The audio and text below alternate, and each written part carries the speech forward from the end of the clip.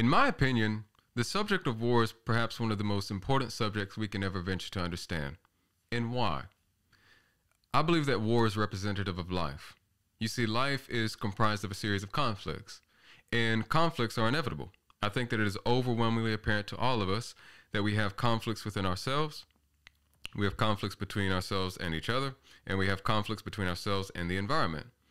And not only is this evidenced in personal and social interactions on an individual as well as a collective scale, but also in nature itself. We see this with the competition of organisms and species and ecosystems, as well as the collisions of physical entities and objects in space or here on Earth, right? My point is simply to demonstrate that it is inevitable, and also it seems to be a fundamental aspect of nature itself that conflicts must come about.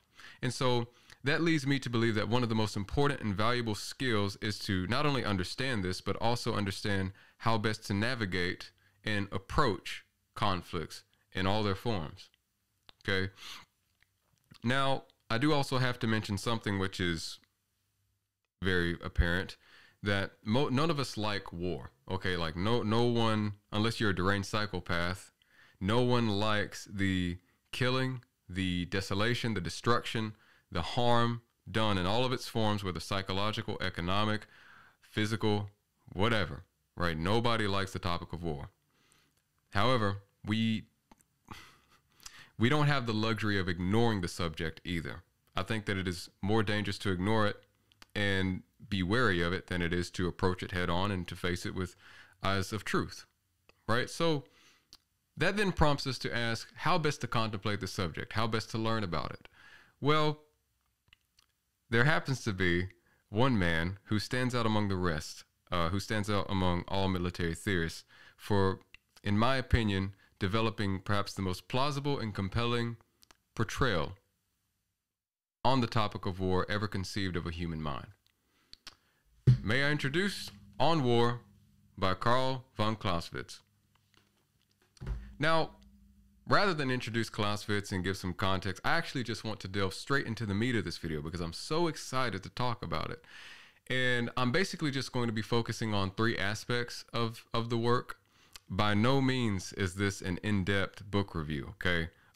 I could easily talk about this book for an hour or more, and I'm probably not even going to scratch the surface. But I just want to portray some of the most important aspects that I think are very telling of how well this man understood the subject and how brilliantly he was able to portray it to us, those of us who choose to be students.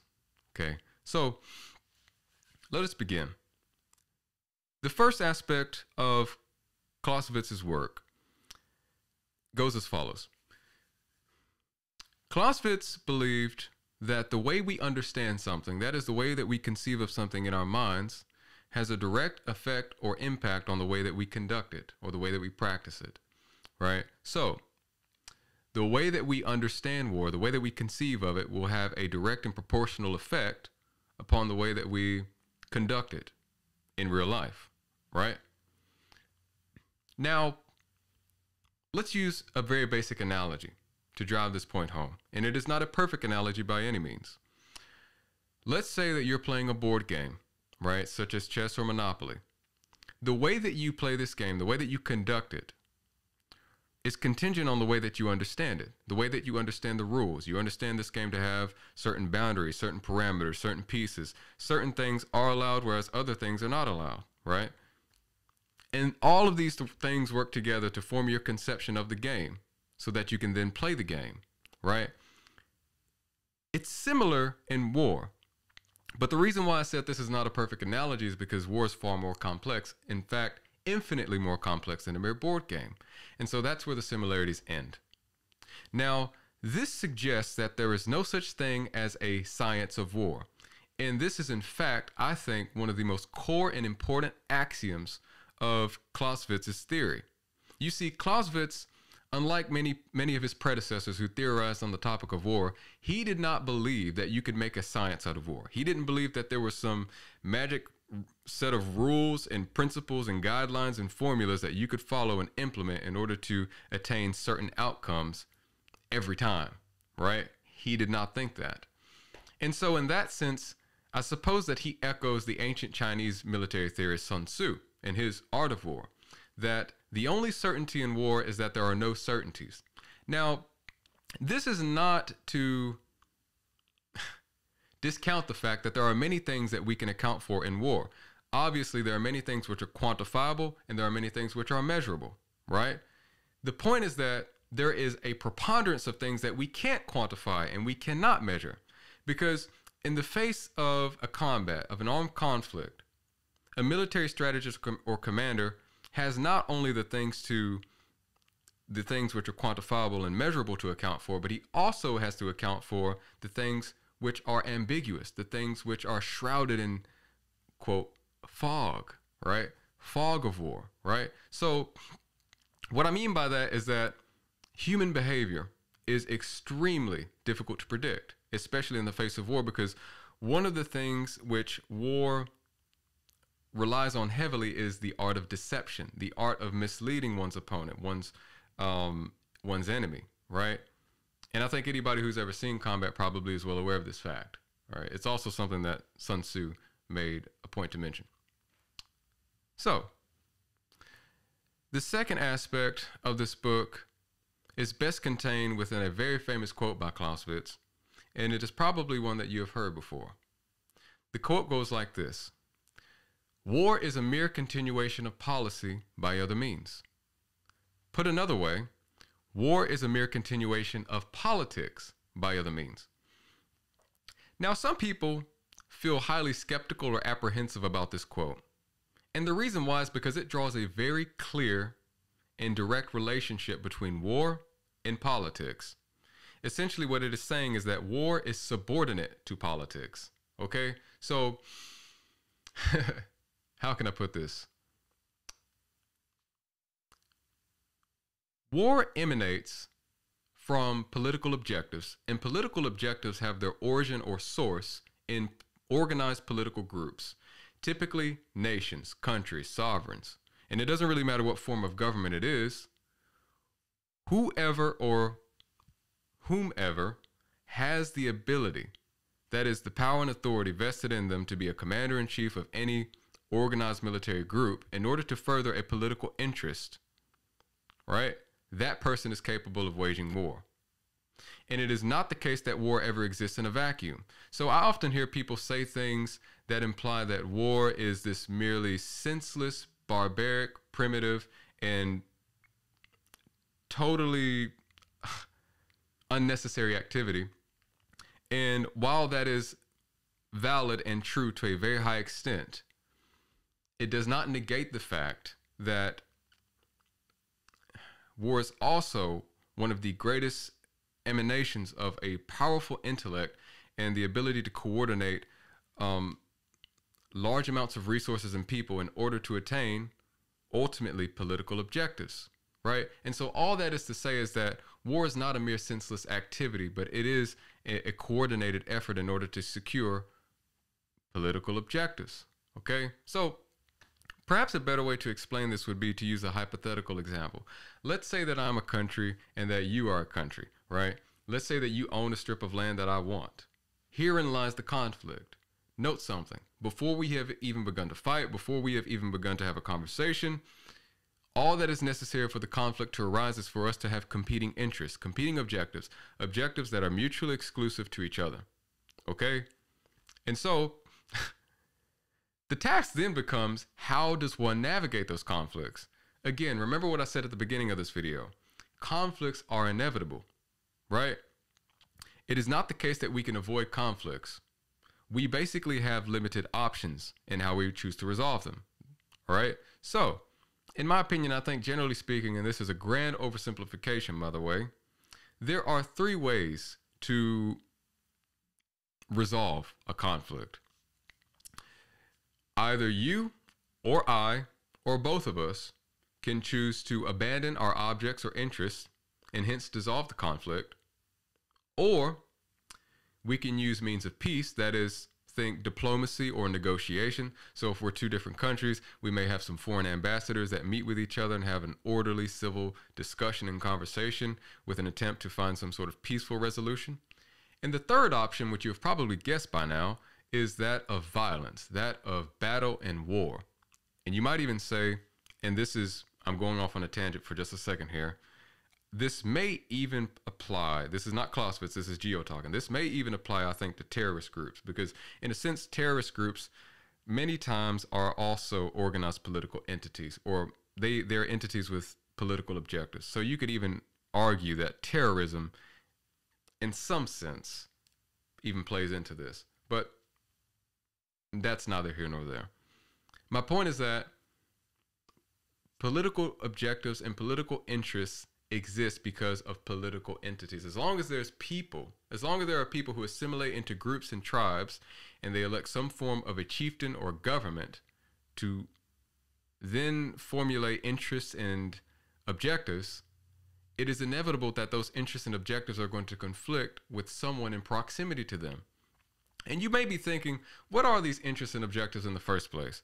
Well, it could be things like land, religion, resources, money, an attempt to proactively prevent a rival power from usurping them in the future. I mean, there's literally countless reasons that people or organized political groups can go to war. My ultimate point, the thing that I wish to drive home here, is that war does not exist in a vacuum, and that it is far more complex than most people give it credit. You know, to see it in this one-sided way, just seeing it as violence and barbarism and these primitive, senseless acts. And don't get me wrong, all of those things are true, and it is very valid that war does seem to bring out the worst in humanity. Nevertheless, it is important to see the other side of the spectrum as well. That's all I'm saying. All right. The third aspect that I want to mention about this book actually has far less to do with the topic of war itself and more to do with theory. Now, perhaps it's not going to seem very notable to many of you, I don't know, but it really stuck out to me. So there seems to be something in my opinion that stands out whenever people use sarcasm in reference to theory. So to explain what I mean, have you ever heard somebody try to explain something and they use a phrase akin to this? They say, in theory, this is what should have happened, but instead XYZ happened. You know what I'm talking about? Okay, so there's a section in this book in which Clausewitz kind of talks about the subject of theory. Okay, the reason why I admire this section so much is because Clausewitz held himself to a high standard. I said, while I was discussing the first aspect in this video, I said that Clausewitz didn't believe in a rigid scientific theory of war because he understood it was unrealistic, right? And he held himself to such a high standard in order to develop a theory of war which would be more representative of reality than a fantasy, right? All that is to say is that Clausewitz understood, just like most of us do, I think, so far in this video, that theory only takes us so far, that it is limited, right? And so the purpose of any theory, or at least in the case of his theory of war, is not to give us some handbook that we can go out into the battlefield and pull out in the midst of a conflict. That's not the point of a theory. That's not the point of any discourse or conversation or education or training on any topic, or this topic for that matter. The point of theory is to accustom our mind to thinking about the things which we must inevitably encounter. And that is the, how should I say, the cherry on top, so to speak. That is the crowning achievement of Clausewitz, is that he recognizes the limitations of his theory, that they are only useful insofar that they can train and accustom our minds, that is, more specifically the mind of the military strategist or commander, before he goes into battle, not while he is in battle. Okay, so I don't know if I explained that very well. I apologize if I kind of stumbled over my words there, but that's pretty much it, guys. So at this point, I guess I should kind of give you some background on who Clausewitz is. Clausewitz was a Prussian military theorist who lived during the 19th century. And he was not actually very well known during his own lifetime, or at least he wasn't famous for his work or contribution to military theory. It wasn't until I think the early 20th century that he began, or early 20th to mid 20th century, that he began to rise to prominence in the fields of military theory. And again, for some of the reasons that I explained in this video, he had such a compelling and plausible conception of war. One other point on Clausewitz: he happened to witness the French Revolutionary Wars and the rise of Napoleon. And so that undoubtedly played an instrumental role in shaping his conception and understanding of the topic of war. And now, one last concluding remark.